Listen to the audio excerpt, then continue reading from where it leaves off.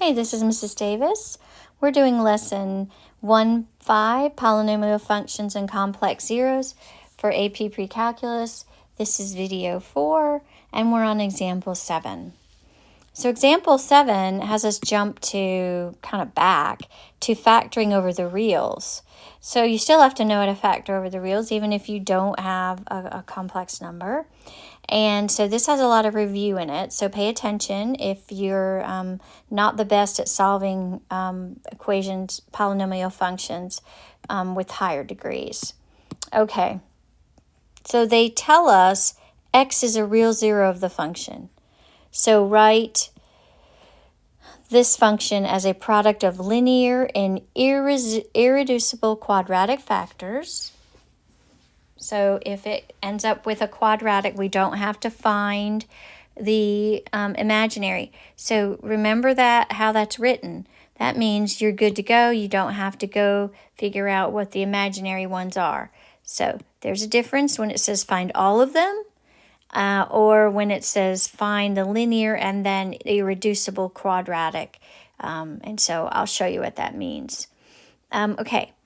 So, or a short way, I guess, is to say factor over the reals. So they have told us that x equals 1 is a zero.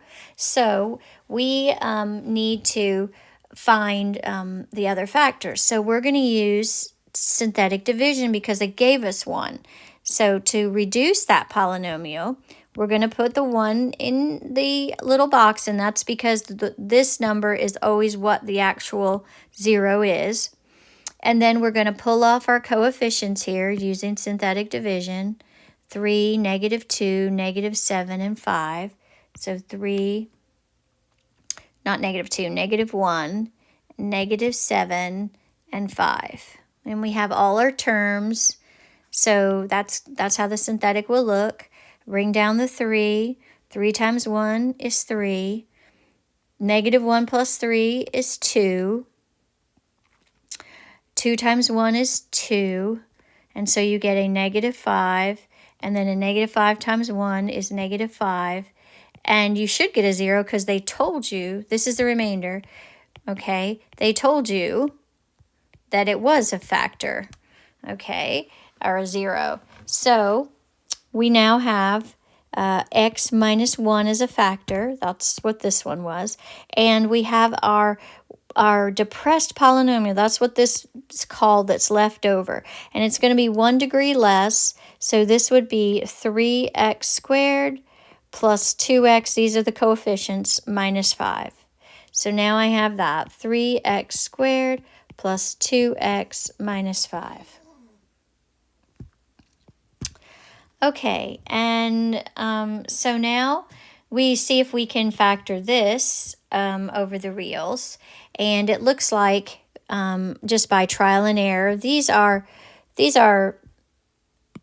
prime numbers. Let's see, this is a prime number and this is a prime number. So doing, just kind of guessing and checking is going to be pretty fast because there's not many choices. So this has got to be a 3x, and this has to be an x, a 1x. You don't have any other choice. And now a 5, one of them's a 5 and one of them's a 1. And because that's the only factor, so 5. And I want a positive 2x. If I put the 5 over here, I'm going to have like 15. So I'm definitely going to put the 5 here. Let's see. So 3x plus 5 here. And then let's see, what would I have here? The 1. So this would be x minus 1. And so, I mean, you can basically figure it out, guess and check, but still, a very logical guess and check. We'll make it happen real fast. All right, so when we get into calculus and stuff, we don't do all these procedures for factoring a trinomial. We just can look at it and kind of figure it out. It's called guess and check, but again, it's more logical than just guessing wildly, especially when we have prime numbers.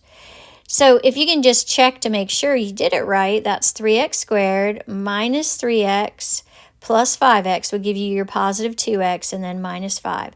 So that indeed was correct. Okay, and so now we have 3 factors. So we're at x minus 1, 3x plus 5, and another x minus 1. So here we have all our factors. So let's write that down. In this case, we didn't have any irreducible. So our factors are x minus 1, and there's 2 of them, quantity squared, and 3x plus 5. Now let's go back and ask what it asks us to do.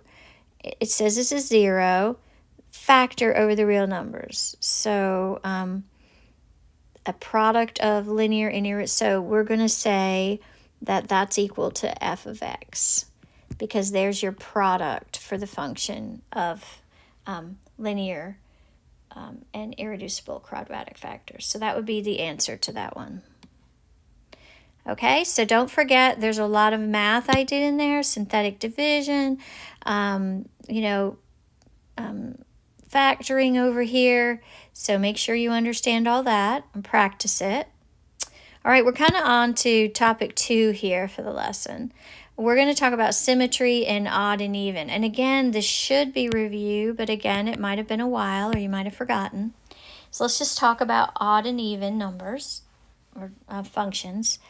The term even and odd describe the symmetry that exists for the graph of a function. So an even function is even when if you put in an xy and then you have a negative xy and then you plot the negative xy, you get the same thing back. So here's the little thing you do. You say, okay, if I put in a negative x to the function right here, do I get the same function back? And an odd function is flipping negative x and negative y. If it goes from negative x to y and you change both of them, then that's odd. So the rule for that is if I put a negative x into the function, I get the complete negative of the function on the outside. So one was the same function and one is the complete opposite function. So every term would have to change signs for this one, and every term would have to stay the same for that, for even. All right, so visually you can see it. But we can also pick points off. If you look at this one, but we should also say, and it doesn't say in the notes here, but even means that it's symmetric about the y-axis. So it's like you flip it over the y-axis. And this is symmetric about the origin. So this one has point symmetry, and this one has axis symmetry. Okay, so visually looking at it, if I were to test this, this point is 1, negative 2, and in order for it to be odd, another point on it would have to be negative 1, positive 2. So you flip both signs. So sure enough, negative 1, positive 2 is on that. So these 2 points show me. And now you could take another point. This point would have to equal this point when you flipped it. So this is definitely odd. And it's kind of hard to show you with an iPad. But we can also say it's odd because if I turned this whole graph, this graph, and rotated it 90 degrees, all right, I would end up with the same graph back, okay? And so it has rotational symmetry about the origin. Let's look at B. Here's the y-axis, and you can easily tell if I folded this over, I would get the same function. So that's even. But let's remember what the test was. It said, hey, if I put in negative x's, I should get the same thing back. So if I look at, say, let's look at this point right here. There's a point 2, 1, and there better be a point -2, 1. So you just change the x to negative. Okay, so that's even. And then if we look at this one, if I were to rotate this 90 degrees, it wouldn't come out to be the same thing. This point is definitely not on the graph when it's reflected here through across the origin. So also, if we look at the y-axis, it's definitely not a reflection. It's not symmetric about the y-axis. So this one is neither. Okay. All right, so that's how you tell from a graph. Algebraically, we'll work out how to do it algebraically. So all you do is substitute -x in for x for all of these and determine whether you get a, if you put in the -x, do you get an f of x back, the same function back? Well, that's even, sorry. And if you put in -x and you get the opposite function, every sign is changed, that's odd. So that's what you have to remember. Remember what you do, though, is put in a -x. So for A, we would say y equals -x quantity squared plus -x minus 12. So I end up with y equals x squared minus x minus 12. Okay, so now that didn't stay the same. This changed, so it is not even. And everything didn't change. It's not like this sign didn't change right here, and this sign didn't change, and that sign didn't change. Just one of the signs changes. So it's neither odd nor even. So this one is neither. All right, let's look at B. Okay, if I put in -x to the 5th minus 4 times -x cubed, and then I multiply it out, this would be -x to the 5th. Okay, because 5th degree, it would be 5 of the -x's, so you would end up with a negative. And minus, and this becomes -x cubed, so I would end up having plus 4x cubed. Now look what's happened. The x to the 5th it was positive and it became negative. And the -4x cubed was negative and it became positive. So therefore, you have the whole function switching signs. So that would be odd because f of -x is -f of x. All right, let's look at C. All right. We have 2x to the 4th minus 6x squared. And by the way, if you're wondering, can I just say whether it's even or odd? No, you have to show y. So you're going to have to show putting in the -x's. That's part of you showing your math for this. So when we do this one, we have y equals 2 and then -x to the 4th minus 6 and -x squared. And you know these aren't going to change. That would be 2x to the 4th still because you're multiplying -x 4 times minus 6x squared. So see, when we put a -x in, we ended up getting the same thing back again. So f of -x was f of x. So that means it's even.